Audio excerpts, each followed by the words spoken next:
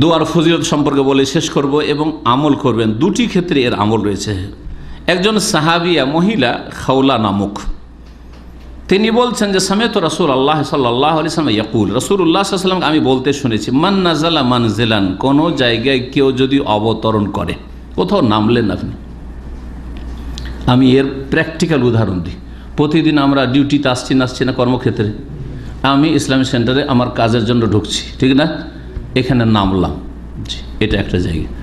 আর একবার গিয়ে বাসায় নামলাম, কোনো বিপদ আপদ যে কোনো আসতে পারে না, আপনার কর্মক্ষেত্র কখন আল্লাহ না করে বিপদ আসতে পারে, বাড়িতেও আসতে পারে না, আগুন পানি ইত্যাদি কত রকমের বালা মুসিবত আছে না নেই, দোষ দুশ্মন কত কি আছে। জি, সৌদি আরবের দ্বিতীয় বড় ধনী জেদ্দাই, দ্বিতীয় বড় ধনী প্রিন্স ওয়ালিদ বিন তালালের পরে, সে একা তার বিশাল প্যালেসের জেদ্দায় ছিল। গত 2 সপ্তাহ আগের খবর। তাকে কিছু লোকেরা কয়েকজন এসে জবাই করে পলিথিনে ঢুকিয়ে রেখে চলে গেছে। এ ধন কাজে আসলো?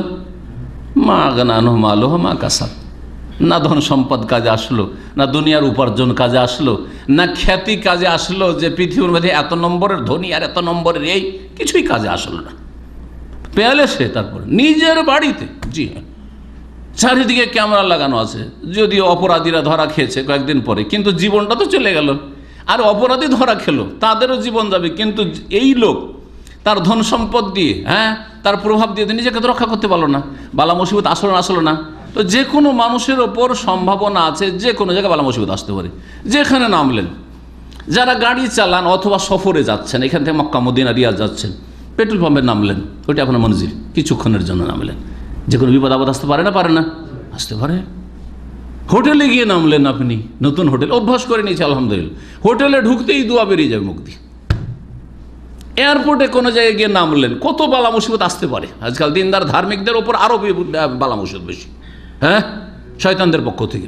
মানুষ শয়তান চেন শয়তান। আপনি এয়ারপোর্টে নামতেই এই দোয়া পড়ে নেবেন, প্লেনে চড়তে এই দোয়া পড়ে নেবেন, যে কোনো ক্ষেত্রে এখন আপনি নিয়ে নেন। জি, শ্বশুর বাড়ি গেলেন, আত্মীয়র বাড়ি গেলেন, যে কোনো জায়গায় যান না কেন, যে কোনো মনজিলে যে কোনো জায়গায় নামেন না কেন, মান্নাজালা মানজালান, কেউ কোনো জায়গায় অবতরণ যদি করে, সুম্মা কালা, অতপর যদি বলে আউযু বিকালিমাতিল্লাহি তাম্মাতি মিন শাররি মা খালাক, দোয়া মুখস্থ আছে, আমি আশ্রয় গ্রহণ করছি আল্লাহ পাকের পূর্ণ কালেমার আশ্রয় গ্রহণ করছি, আল্লাহর বাণীর আশ্রয় গ্রহণ করছি, আল্লাহর বাণী, আল্লাহর গুণ, মিন শাররি মা খালাক, তার সৃষ্টির যাবতীয় অনিষ্ট থেকে। যে কোনো সৃষ্টির অনিষ্ট, সাপের অনিষ্ট, বিচ্ছুর অনিষ্ট, চোর ডাকাত চিন্তাকারী দুশ্মন, হ্যাঁ, যে কোনো মানুষ হোক, জিন হোক আর কীট পতঙ্গ হোক, সমস্ত রকমের অনিষ্ট থেকে কি করছি, সৃষ্টির অনিষ্ট থেকে আমি আল্লাহর আশ্রয় গ্রহণ করছি। আউযু বিকালিমাতিল্লাহি তাম্মাতি মিন শাররি মা খালাক লাম ইয়াদুররুহু শাইউন, সুবহানাল্লাহ, কোনো কিছু তার ক্ষতি করতে পারবে না। কে বলছেন এটা? সবচেয়ে বড় সত্যবাদী মানুষ রাসূলুল্লাহ সাল্লাল্লাহু আলাইহি ওয়াসাল্লাম বলছেন, যিনি ওহী ছাড়া নিজের পক্ষ থেকে একটিও কথা বলেননি দিনের ক্ষেত্রে। জি, বলছেন লাম ইয়াদুররুহু শাইউন, কোনো কিছু তার ক্ষতি করতে পারবে না। আপনার ইয়াকিন যেমন থাকবে, ঈমান যদি দুর্বল, কি জানি পড়লাম তাহলে জানি না কি যে হয়, তাহলে আপনার ঈমানই নেই, তখন ক্ষতি হতে পারে। ইয়াকিন থাকতে হবে আপনার, আমি আল্লাহর কথা আমি বিশ্বাস করি 100-তে 100, রাসূলুল্লাহ সাল্লাল্লাহু আলাইহি ওয়াসাল্লামের কথা 100-তে 100 বিশ্বাস করি ইয়াকিনের সাথে আপনি পড়বেন। আপনি যে কোনো দোয়ার ফলাফল কিন্তু নির্ভরশীল আপনার ইয়াকিনের ওপর, দৃঢ় প্রত্যয়ের ওপর। হাত্তা ইয়ারতাহিলা মিন মানজিলিহি যালিক, যতক্ষণ পর্যন্ত সেখান থেকে প্রস্থান না করবে, ডিপারচার না হবে, যতক্ষণ ওখান থেকে না গেছে কোনো কিছু ক্ষতি করতে পারবে না। জি হ্যাঁ, জালেম সামনে বসে আছে, ওখান দিয়ে আমাকে পার হইতে হবে, হ্যাঁ, অথবা যে কোনো জায়গায় অনেক সময় আপনার কাগজপত্রের দুর্বলতা আছে, এটাও বলি, গাড়ির কাগজের দুর্বলতা আছে, কি জানি কি যে হয় না হয়, পড়েন আউযু বিকালিমাতিল্লাহি তাম্মাতি মিন শাররি মা খালাক, পড়েন, জি পড়েন। এবং আল্লাহর কাছে যদি আপনার পক্ষ থেকে অবহেলা ত্রুটি হয়ে থাকে, তো আল্লাহর কাছে ক্ষমাও চান যে আল্লাহ আমার ত্রুটি, আল্লাহ তুমি মাফ করে দাও। এই দোয়াটি পড়ার আর একটা ক্ষেত্র আছে। একটা ক্ষেত্র তো বললাম যে কোনো জায়গায় নামলে, আর একটি ক্ষেত্র হচ্ছে সন্ধ্যাবেলা পড়া, সন্ধ্যাবেলা পড়ে নেবেন একই দোয়া, কিন্তু সন্ধ্যাবেলার ফজিলত। এই হাদিসটি সহিহ মুসলিমের 4881 নম্বর হাদিস, যেটা বললাম যে কোনো জায়গায় নামলে এই দোয়া পড়বেন। আবু হুরায়রা রাদিয়াল্লাহু তাআলা আনহু থেকে সহিহ মুসলিমের হাদিস, হাদিস নম্বর 2709, বলছেন যা রাজুল নবী সাল্লাল্লাহু আলাইহি ওয়াসাল্লাম, একজন লোক নবী সাল্লাল্লাহু আলাইহি ওয়াসাল্লামের কাছে আসলো।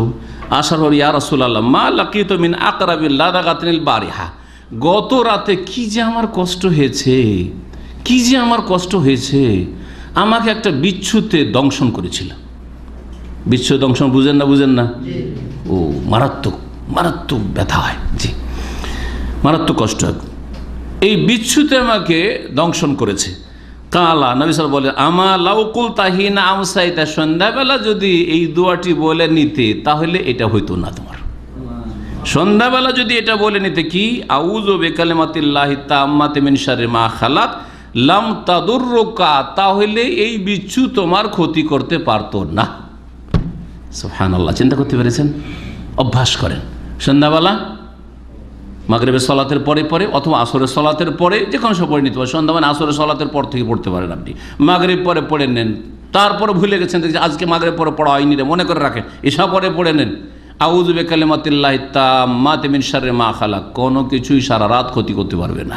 হ্যাঁ, কোন জায়গায় নামলেন আউযু বিকালিমাতিল্লাহি তাম্মাতি মিন শাররি মা খালাক লাম ইয়াদুররুহু শাইউন হাত্তা ইয়ারতাহিলা মিন মানজিলিহি যালিক, যতক্ষণ সেখানে থাকছেন কোনো কিছু আপনার ক্ষতি করতে পারবে না। আল্লাহ পাক রব্বুল আলামিন যেন আমাদের দুনিয়ার হেফাজতের তৌফিক দান করেন, আখিরাতের হেফাজতের জন্য ভালো আমলে তৌফিক দান করেন।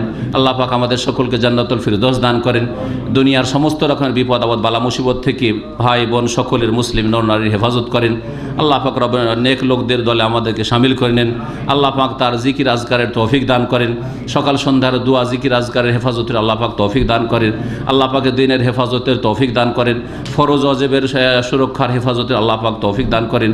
সুন্নত মুস্তাহাব বেশি বেশি করার আল্লাহ পাক যেন তৌফিক দান করেন। সমস্ত রকমের কাবিরা বড় ছোট গুনাহ থেকে আল্লাহ পাক যেন বেঁচে থাকার তৌফিক দান করেন। আল্লাহ পাক আমাদেরকে তওবা করে তার দিকে সবসময় ফিরে থাকার তৌফিক দান করেন। আল্লাহ পাক আমাদেরকে দিনের ক্ষেত্রে অগ্রগামী হওয়ার, এলমের আমলের আল্লাহ পাক যেন তৌফিক দান করেন। যা কিছু শিখছি আমল করছি তার দিকে মানুষকে আহ্বান করার, দাওয়াত দেওয়ার আল্লাহ পাক তৌফিক দান করেন। আল্লাহ পাক আম্বিয়া রসুলদের সাথে যেন আমাদের হাসর করেন এবং আল্লাহ পাক যেন নবী করিম সাল্লাল্লাহু আলাইহি ওয়াসাল্লামের শাফাআত হাউজে কাউসারে পানি দান করেন। আল্লাহ পাক সমস্ত রকমের বালা মুসিবত থেকে সুরক্ষিত হেফাজতে রাখেন। ছেলে মেয়েদেরকে আল্লাহ পাক সুস্থ হেফাজতে রাখেন। তাদেরকে আল্লাহ পাক নেক করেন, পরিবারকে নেক করেন। আল্লাহ পাক রব্বুনা আমাদের সার্বিক কল্যাণ যেন দান করেন। রব্বানা আতিনা ফিদ দুনিয়া হাসানা ওয়া ফিল আখিরাতি হাসানা ওয়া কিনা আযাবান নার।